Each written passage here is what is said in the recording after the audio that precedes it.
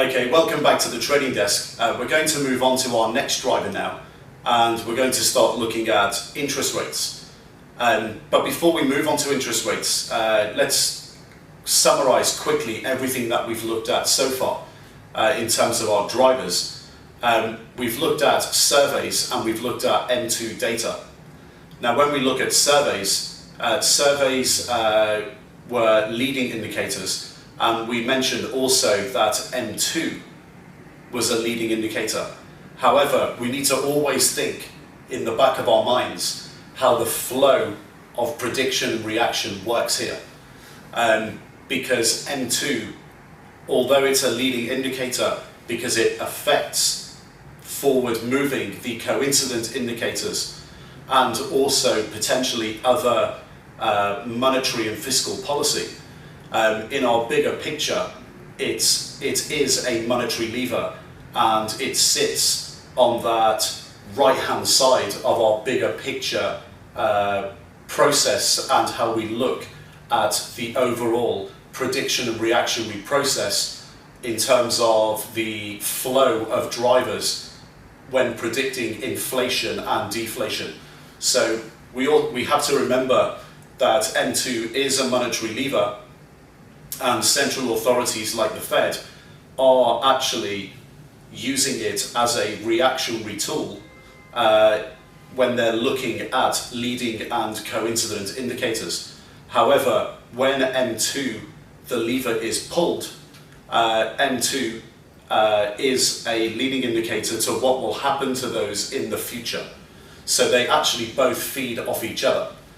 So that's very important, because now we're moving into our next driver, interest rates, and interest rates are actually lagging indicators.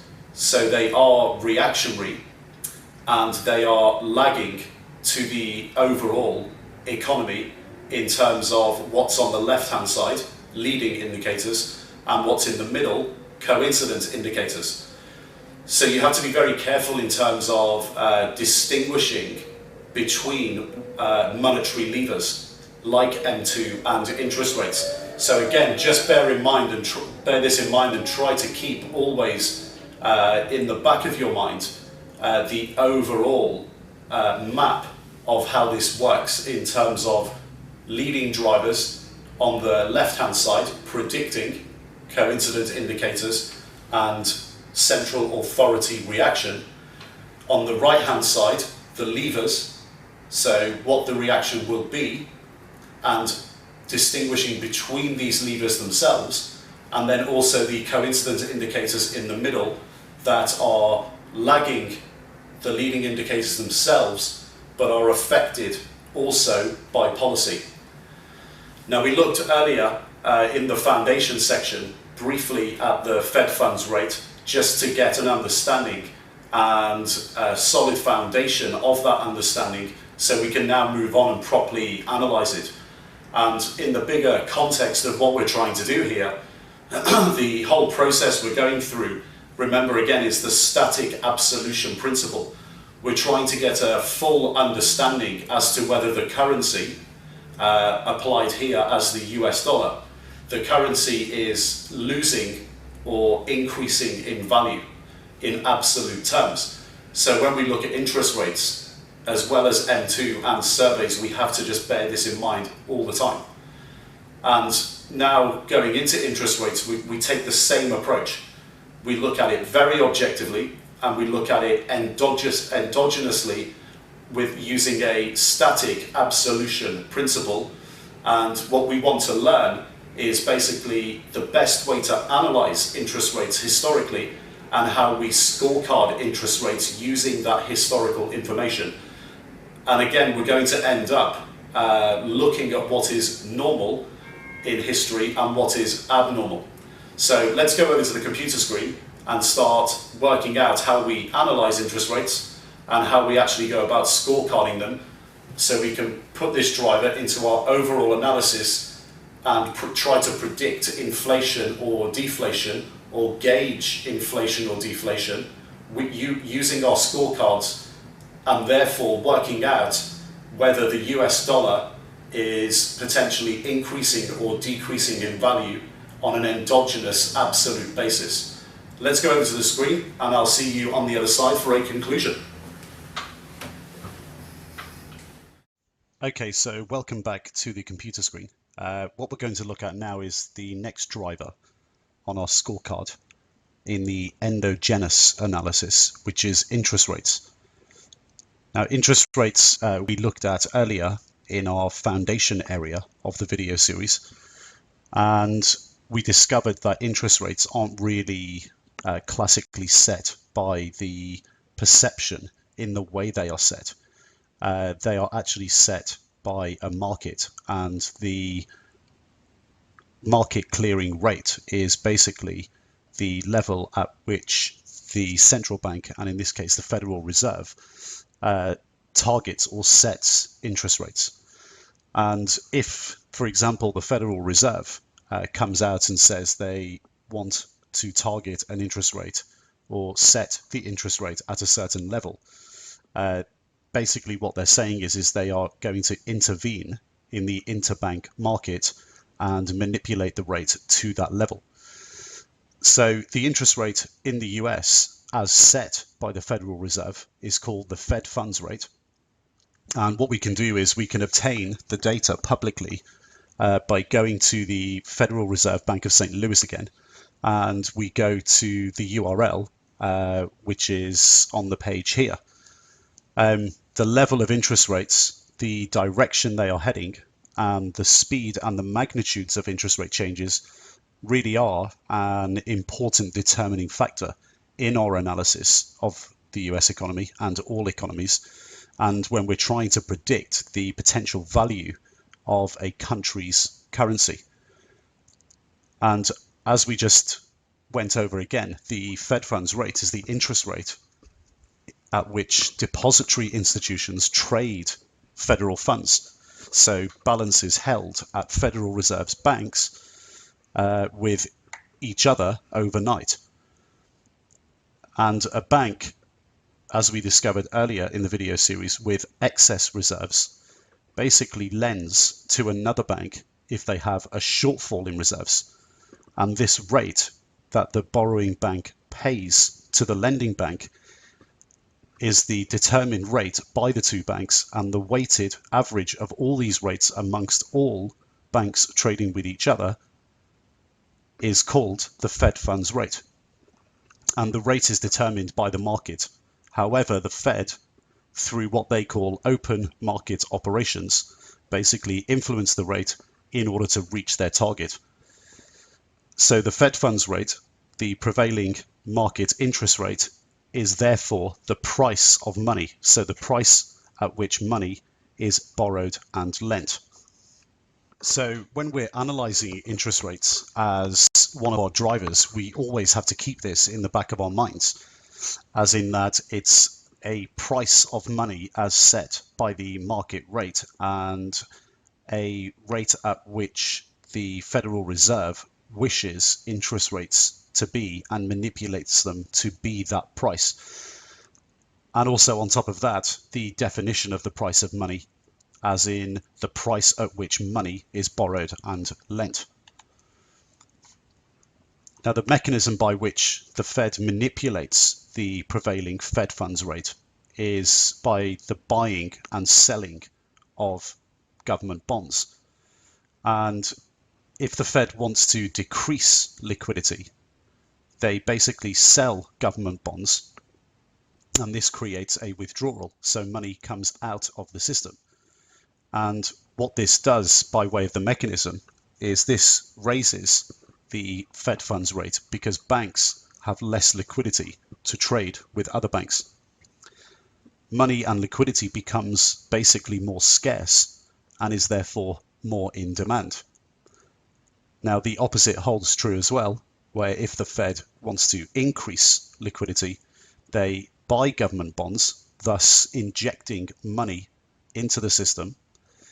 This has the effect of lowering the Fed funds rate because banks have more liquidity in order to trade with when trading with other banks. And therefore, money and liquidity becomes less scarce and is more in supply. Now, the FOMC, the Federal Open Market Committee, they meet 8 times a year, and they basically meet to determine the federal funds target rate. And the Fed funds rate basically influences, through the market mechanism, longer term rates and products such as mortgages, loans, and savings through the banking system. And all of this combined basically influences consumer spending, so 66% of the economy, and business spending, so 34% of the economy. And we looked earlier in our surveys that the two key main bodies that make up the private sector are consumers and businesses. So the supply of money through the mechanism of interest rates, through the banking system, and the Fed using interest rates as a tool to do so, overall is a very important driver to our endogenous and overall scorecard analysis when trying to predict the value overall in an endogenous sense, the value of a country's currency.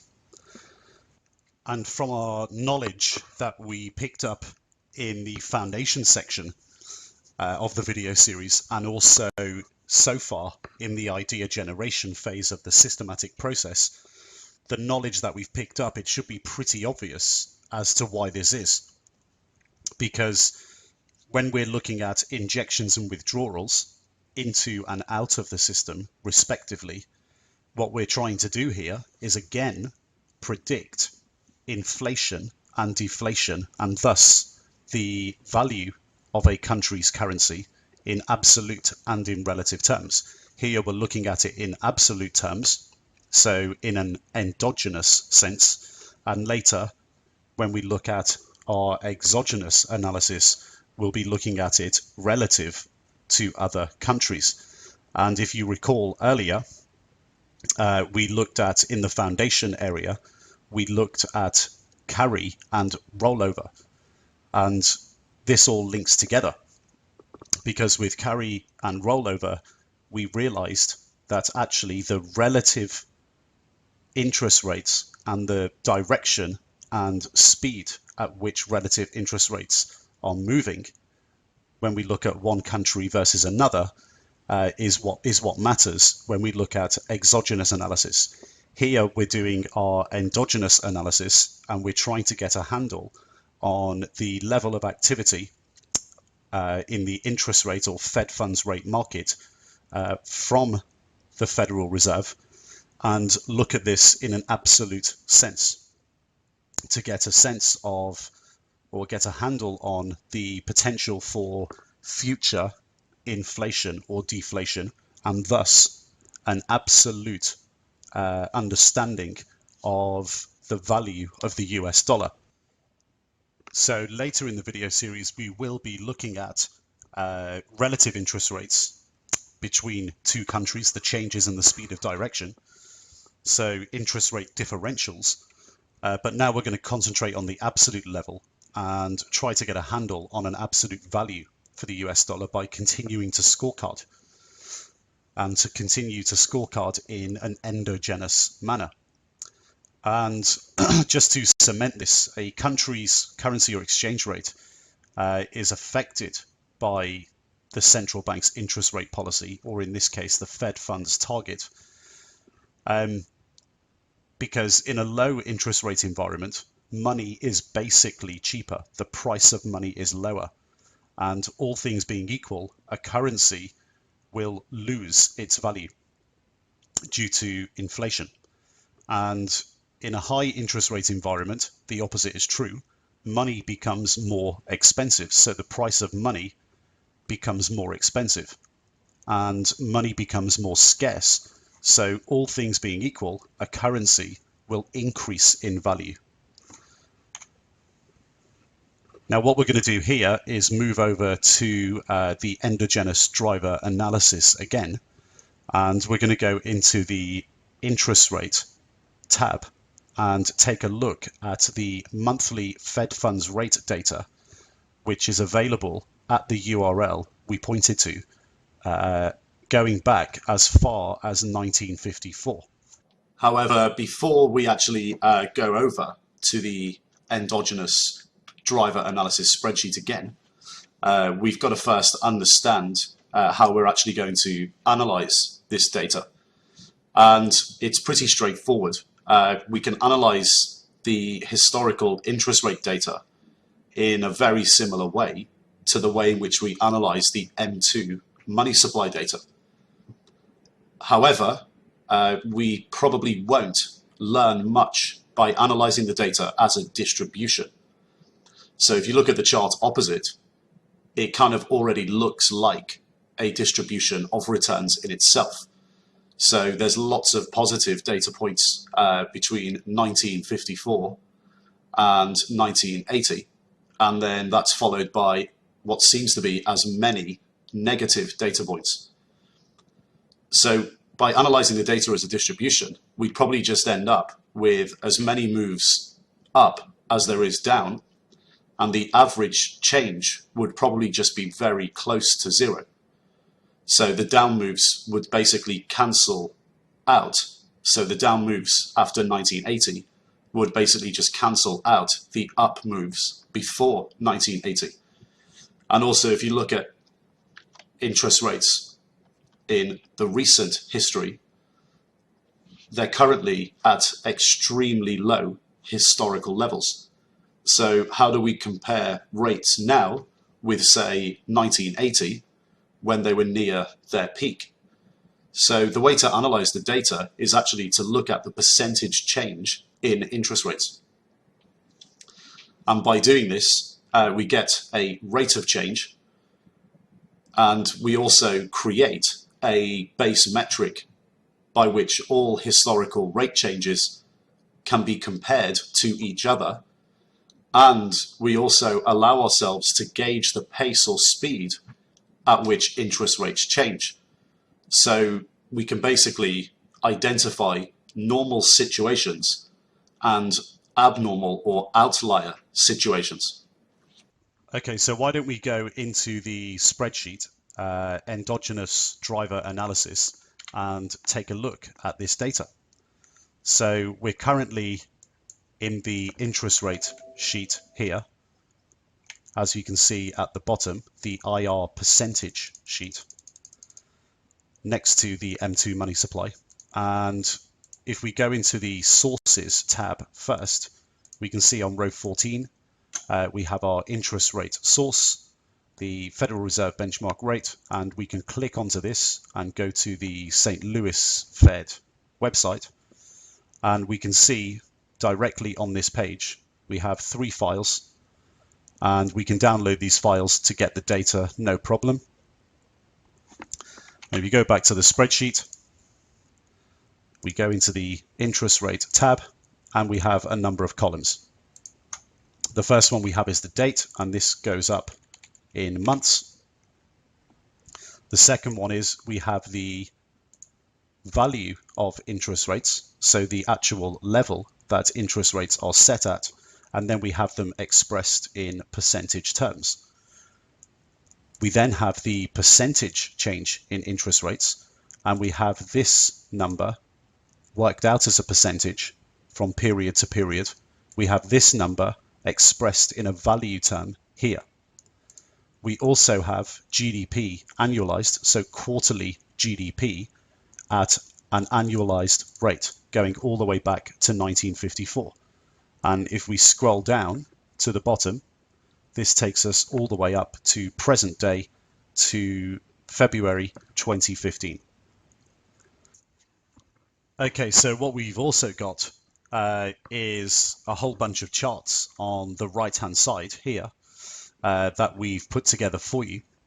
And you can spend your own time digging a little deeper and looking at the charts in more detail to understand all the numbers behind the charts themselves. But essentially all the data does come from this data set over here. But what we'll do is just have a brief look at them. So we get a nice basic overview and understanding of what's going on here, why we're looking at things. And in this section here, to the left-hand side, what we've got is firstly the chart from the presentation. So the effective Fed funds rate from 1954 to present day. We've zoomed in on that data and we can see the period 2005 to 2015. And to get an appreciation pictorially of what interest rates have done in absolute terms since the financial crisis, we have interest rates from 2008 onwards.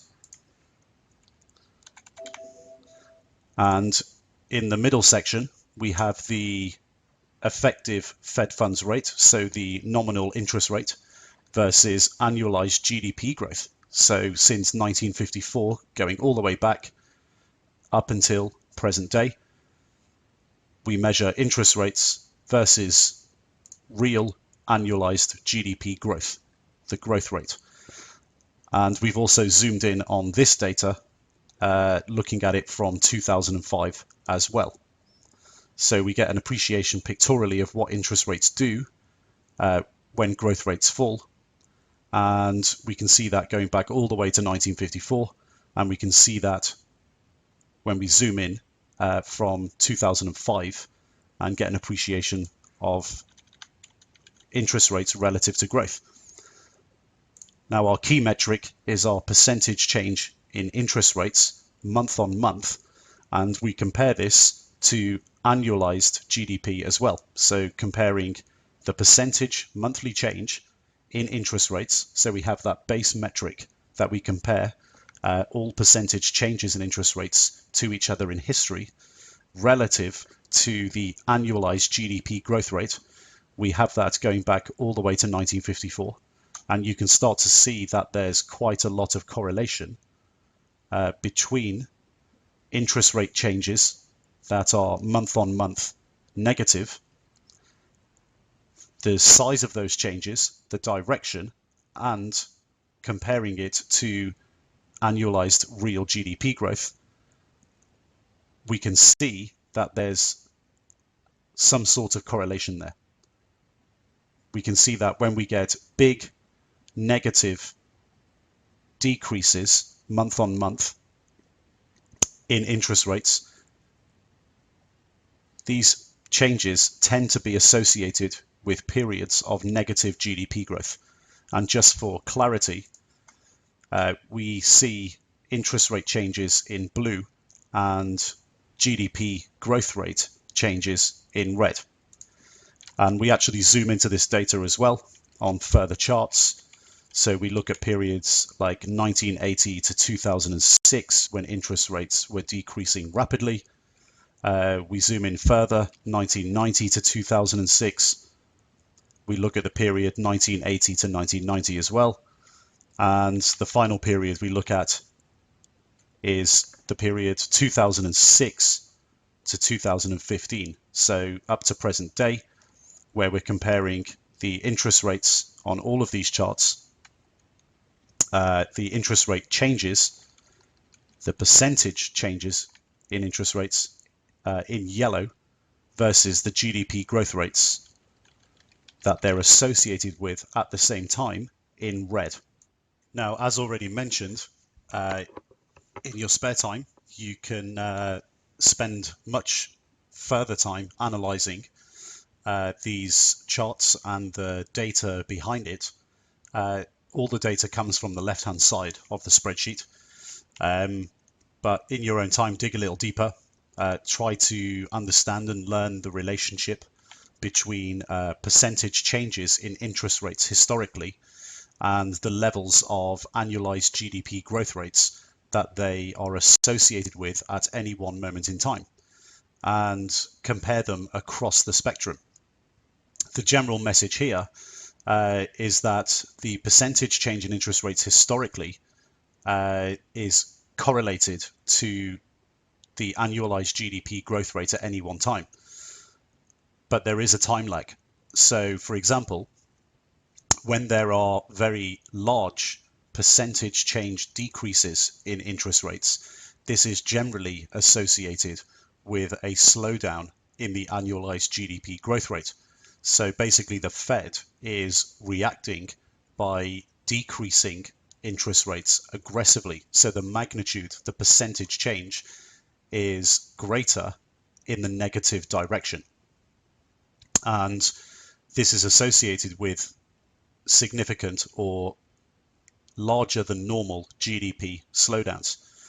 And the time lag is that the percentage change in interest rates to the downside moves after the GDP growth rate has begun to fall. And the opposite holds true, generally speaking, across history, across the data, for annualized GDP growth rates that are increasing at a high pace. So high levels of annual GDP growth rates are generally associated with high percentage change in interest rates in a positive way. So high percentage change moves positively. And over to the right hand side, we have our scorecard, which we'll come on to a bit later. But what we'll do is go back to the presentation and we'll show you how to further analyze this data. And the way in which we really start to dig a little deeper and try to understand this data better, what we do is we start to filter for the extreme changes. So both the positive and the negative extremes in percentage changes of interest rates, and compare them at those times to GDP growth.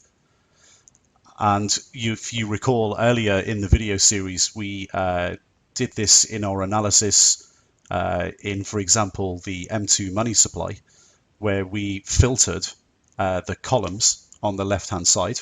We filtered the data for the abnormal changes in M2 money supply. Well, we do the same here. So we filter initially for negative changes where the magnitude of the change is abnormal. So here we filtered for outliers of less than a minus 15% percentage change in the pace of the monthly Fed funds rate. And these are, in history, these are extreme negative changes where the Federal Reserve has decided to cut interest rates aggressively. And what we find is that there's a very high correlation between deflationary threats and the magnitude and speed at which the Fed cuts rates. Now, when we add these up, there's basically 38 cases in the table, and in total, there's 728 total occurrences. So this is basically 5% of times. And if you recall, when we looked at distributions, 5% of times is roughly a 2 standard deviation move. So these are not very regular situations. These are not normal. These are abnormal situations that happen, generally speaking, in a 2 standard deviation event. So in this situation, we would expect that the Fed, if they're cutting interest rates extremely aggressively at a very quick pace, and if the magnitude is high, that's going to be correlated with GDP contractions. So essentially what we've got here is that we've located the data where in 5% of months since 1954, the Federal Reserve has reduced interest rates aggressively below a minus 15% pace.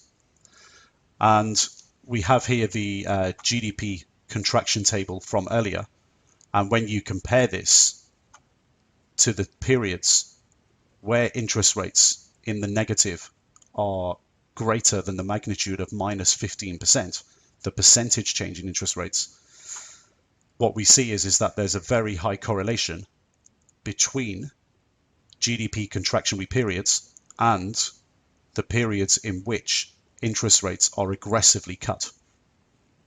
And if we look a little bit closer at the data, So if we look at all the cases of GDP contraction, we can see the first GDP contraction in history, 53 to 54. We see the Fed reacting by reducing interest rates aggressively, and we see an almost minus 20% pace in the reduction in interest rates. In 57, our next period of contraction, we have aggressive cuts at an aggressive pace in 1958. 60 to 61, we have the same. 69 to 70, we have aggressive pace cuts in the 1970s, the early 70s. In 1980, we have aggressive pace cuts, 80 and 81. We have in 1990, this is one of our anomalies, 1990-91, there wasn't very aggressive cuts in response to this GDP contraction. In 2001, there certainly was, and we can see that in October and November in response to September 11th. And in 2007-2009, the last financial crisis, we can see very aggressive pace cuts coming in 08-09, and even aggressive pace cuts coming recently. So what you're actually seeing here in this data is the Fed reacting.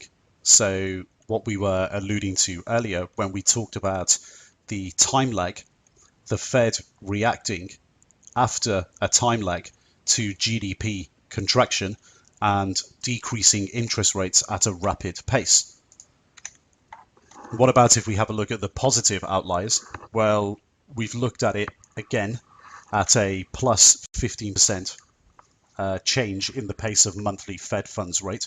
So in terms of magnitude, we looked at minus 15% earlier. We're now looking at the parameter plus 15% to look at this equally. And when we filter for these values, we get a similar result. We get 36 cases in the table out of the 728 occurrences, and that leaves us with 5% of occurrences.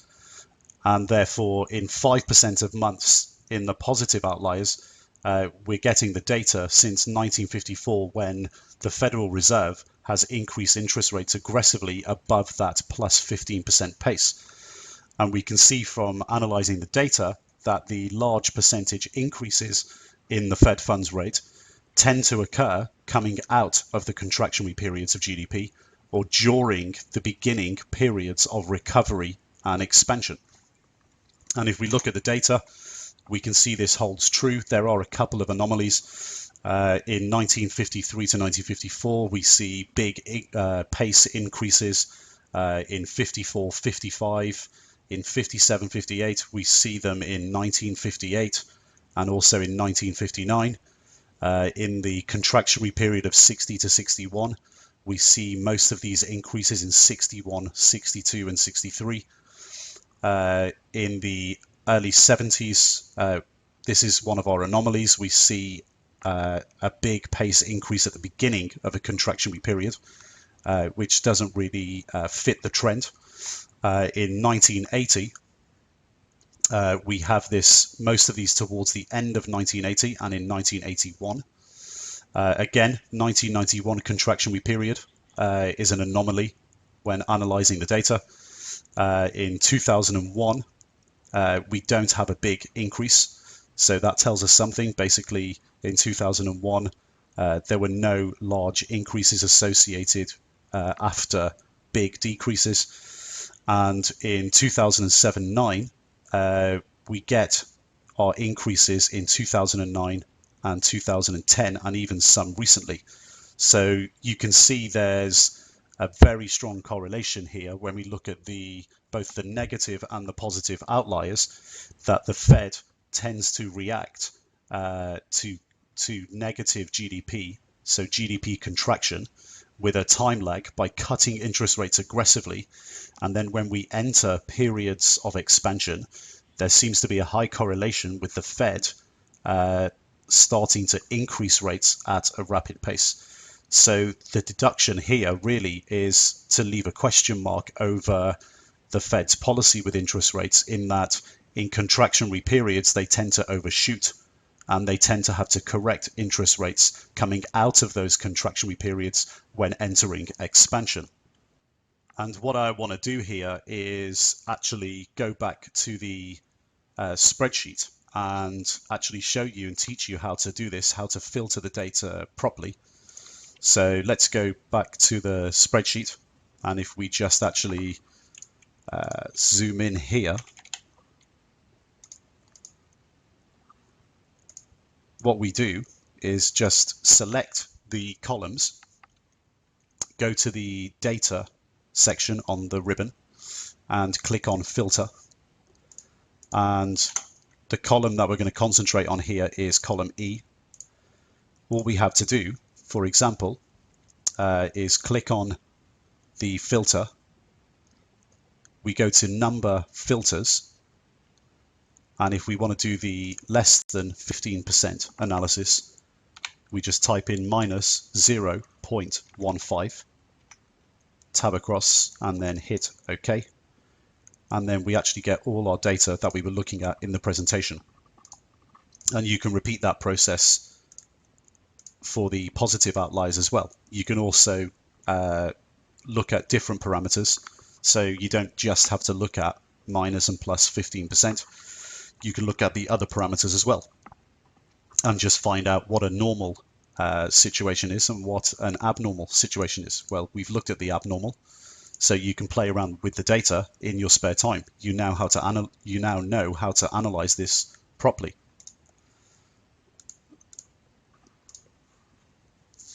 So what else do we get here? Well, one thing that's very apparent when analyzing the outliers is that the Fed funds rate, so interest rates, are absolutely reactionary to GDP contractions in the extreme negative and reactionary to GDP recovery in the extreme positive. And overall, just to cement this, it basically means historically that the Fed's fund rate is a lagging indicator. It lags leading indicators and lags GDP.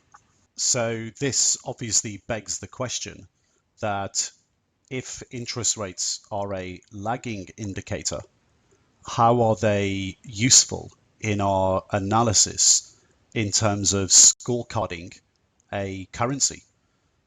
Obviously, we want to try and predict future situations. Well, interest rates are useful to us because we can take the data and look at the data from a statistical observational perspective, and we can come to conclusions about the current conditions of the economy by looking at interest rates relative to GDP levels at any one time.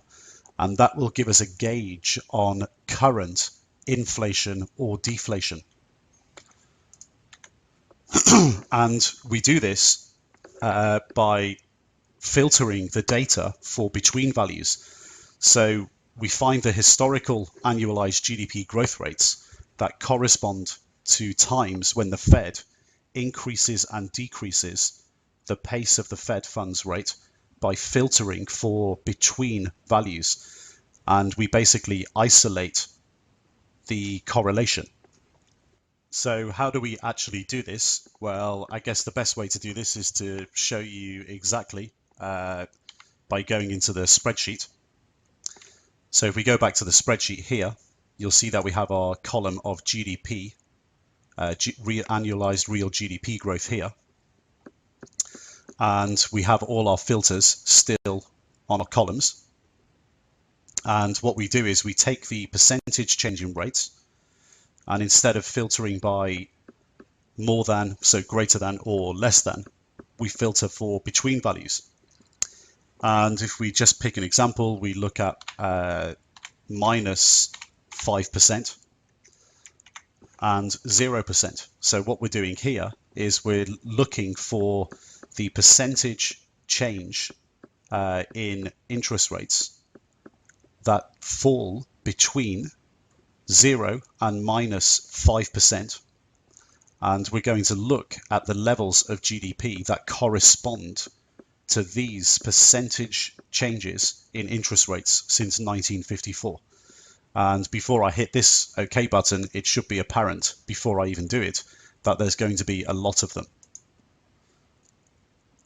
And indeed there is. So we look at the quarterly GDP stats, and in your own time you can do this quite easily. What you want to do is basically take all of this GDP data and work out the average. And then what that is telling you is that according to a percentage decrease of between 0 and -5% in interest rates, historically, the level of real GDP growth that's associated with those levels of change throughout history, so since 1954. And this is how we begin to actually build out our scorecard. So what we just looked at there was the parameter of 0 to -5%. So percentage changes in interest rates between 0 and -5%. And look at the associated level of GDP growth at the time those percentage changes occurred. And we mark those GDP averages down. And we start to build our scorecard out in this way. We then obviously look further at further parameters. So we look at -5 to -10%, for example, -10 to -15%. And we also look at the positive changes, so the percentage increases in interest rates as well. And we mark all these levels of GDP down, the associated levels of GDP, into our scorecard. And you can see the scorecard over here. We'll look at the scorecard in a second in the presentation, but you can see that the scorecard looks a little bit different to our previous scorecards. But we'll look at the detail in a moment. We just want to cement how we've got this full analysis of predicting inflation and deflation, or in this instance, actually gauging inflation and deflation at the current time. So we're looking at this statistical observation of interest rates versus levels of GDP growth that they're associated with. So percentage changes in interest rates and the levels of GDP growth that they're associated with. So just cementing this fully and seeing what it looks like pictorially. We're looking for the levels of annualized GDP. So in this column here, that correspond to the same time periods of the pace increases or decreases in the Fed's funds rate here.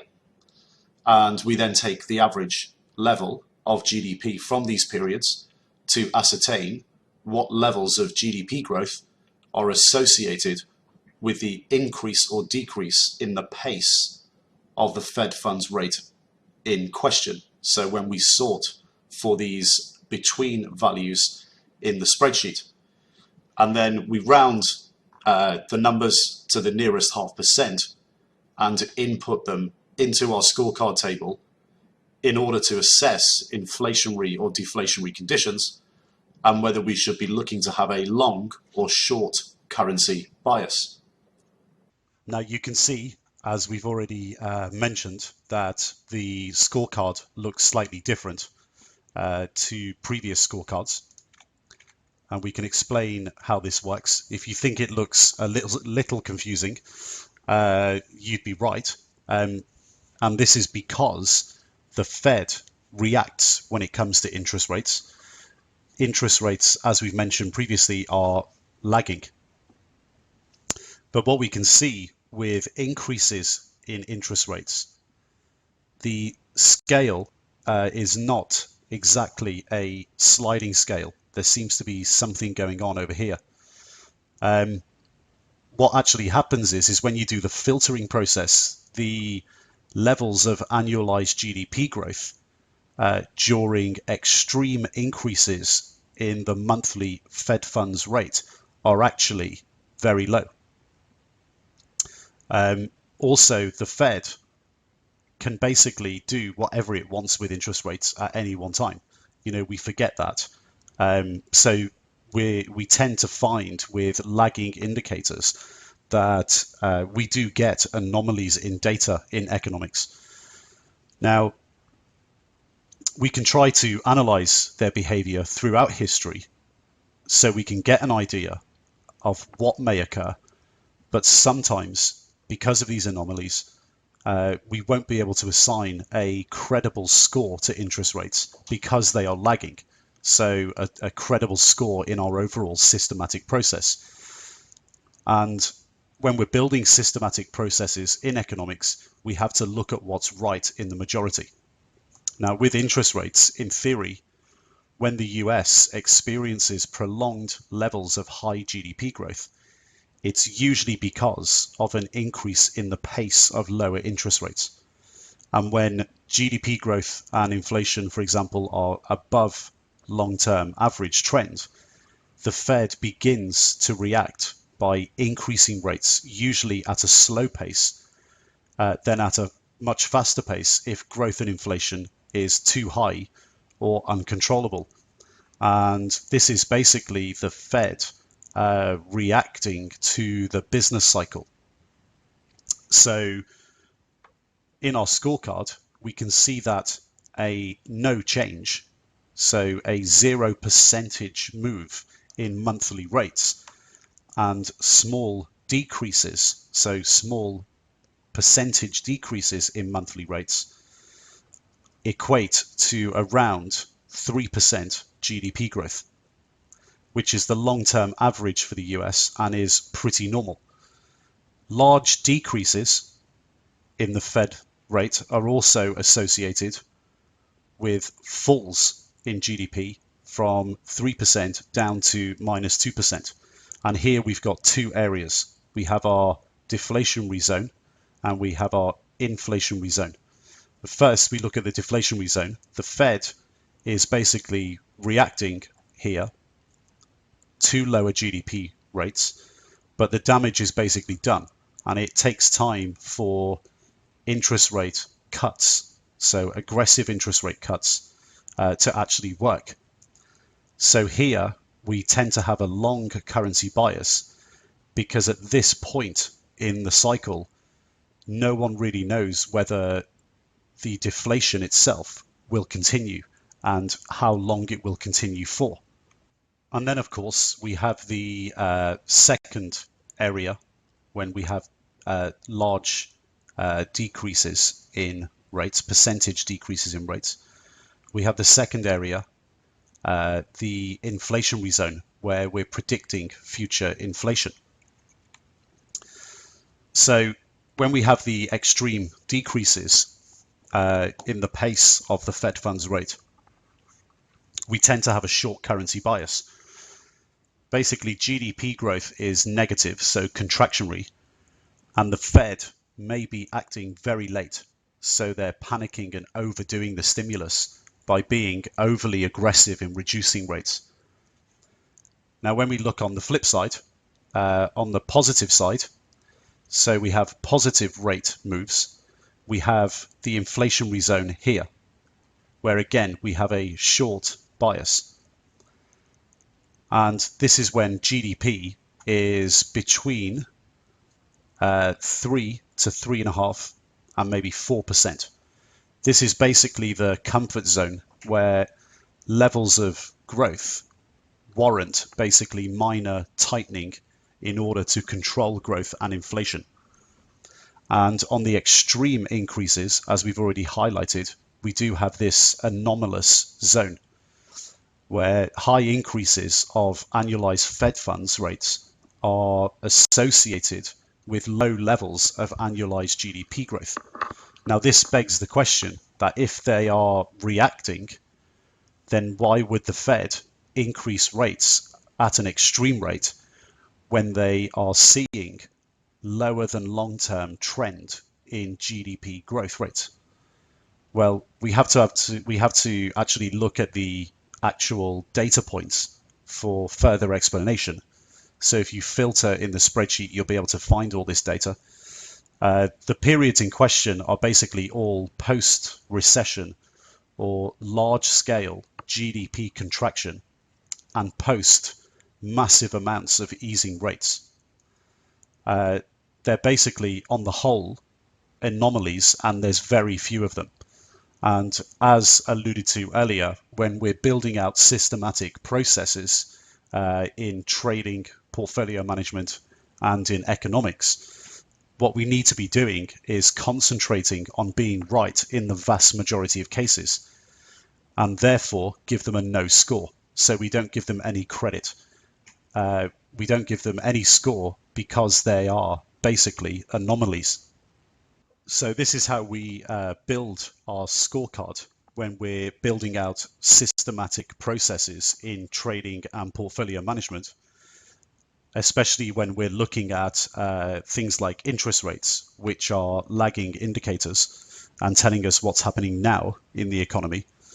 We have a look at the data and we scorecard as best we can in the vast majority of cases, and we do it systematically. So we stick to the systematic process. And if we have anomalies which are in the significant minority, then we just have to give them no credit. What we have to do when building out systematic processes in trading and portfolio management is basically concentrate on the vast majority of cases and being right in the vast majority of cases. So we basically just give them no credit. Now, what happens when we look at the data at the moment and we score or try to score for what is currently happening with interest rates and GDP growth? Well, a sensible approach is to take the last 12 months to see if there's any bias in the Fed funds rate. What we've done, we take the last 12 months of data and work out the average change in the monthly Fed funds rate, and this comes to 4.41%. Now, you can go to the St. Louis website and you can do this every month. You can download the data, cut and paste it here into the table that you've got in Excel, and then you can actually go into all your charts and update your charts to include this row here, and you'll see the charts change automatically, and you can continue to work this out on a 12-month rolling basis. So on the scorecard, historically, the 4.41% pace level in the Fed funds rate corresponds to around a 3% GDP growth rate, which is roughly what the US is growing at in 2014 to 2015. So the score that we're likely to give interest rates is going to be around a 0 and a no bias at this point. And one point to note here is that actually when we look at the anomalies, one of our anomalies is actually present in our current 12-month sample. And this might be because rates are actually so low right now that they can't go any lower. So we're bound to see large positive anomalies occasionally, or it could be potentially a precedent of future sizable rate increases. So that's still in question, a question to be put out there. But in our overall systematic scorecard process, there's obviously many drivers that we're looking at. And when we look at them all taken together, they should overall give us a very good indication of what to expect and what is currently going on in terms of inflationary and deflationary conditions. So what we do is we just continue to build out our scorecards and do this in a systematic and very objective manner. So let's go back over to the trading desk and we'll have a recap on interest rates. Okay, so welcome back to the desk. That was interest rate analysis there. I know it can be a bit confusing, but we can just break it down for you here. Basically, looking at interest rates, how we analyze them, it's not a statistical distribution like M2, because we know that interest rates are reactionary and lagging. So the way we look at interest rates is we look at the percentage change historically versus the level of real GDP associated with those percentage changes at that point in time. So essentially it's a statistical observation, not a distribution, because it's not just about the level of interest rates, so whether they're really high or really low. It's the percentage changes and the rate at which they're increasing or decreasing.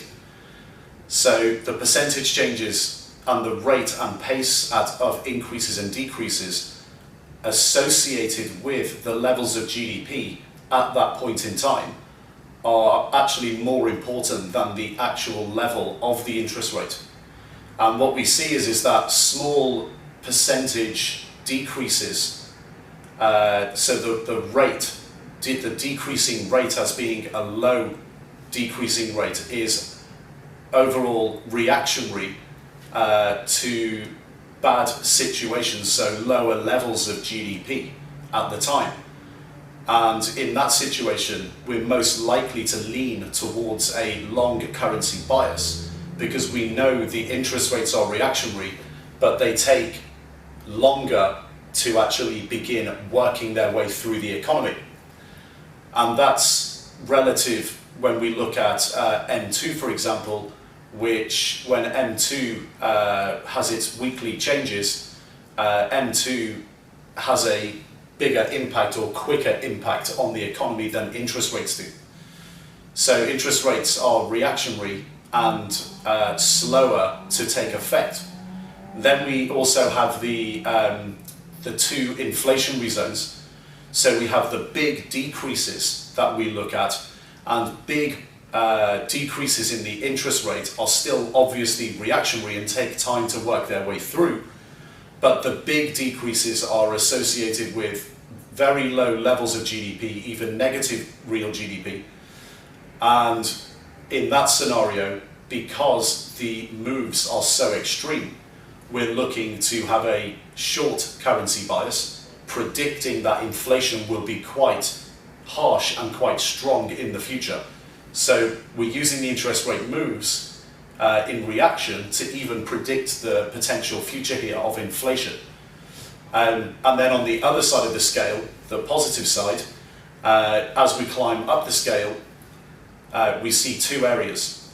We see the inflationary side, where we're predicting inflation.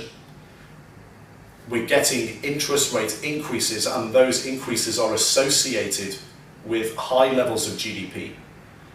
And those higher levels of GDP are kind of in this comfort zone, and we're not really assigning high scores, but we do have a short bias. And the second area, we have the anomalous zone, which we can't thoroughly explain, where we have big increases in interest rates and very low levels of GDP, but these cases are very few and far between historically. So we have anomalies that we can't really explain, and we just try our best to scorecard systematically in the absolute vast majority of cases. So those three main areas of inflationary, predicting inflation in the high cases and the lower cases, and the long currency bias, so predicting deflation in the small decreases, they're the three areas that we need to concentrate on.